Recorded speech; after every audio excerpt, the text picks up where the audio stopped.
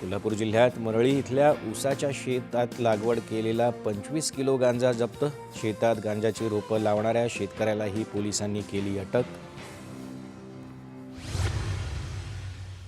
वाशिम जिल्ह्यात कारंजा इथं समृद्धी महामार्गावर 1,31,00,000 रुपयांचा प्रतिबंधित गुटखा जप्त. महामार्ग पोलिसांनी केलेल्या कारवाईत वाहनासह मुद्देमाल जप्त. बीड जिल्ह्यात बर्दापूर शिवारात विद्युत तारेच्या स्पार्किंगमुळे आग. जनावरांच्या चाऱ्यासह शेतीसाठीचं साहित्य जळाल्यानं मोठं आर्थिक नुकसान.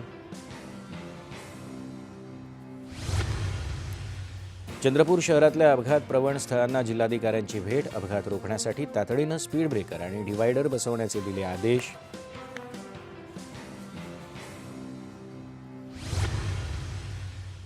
जालन्यात भोकरदन इथं शेतात लागलेल्या आगीत 700 फळझाडं जळाली. आगीचं कारण अस्पष्ट. पोलिसांकडे तक्रार दाखल.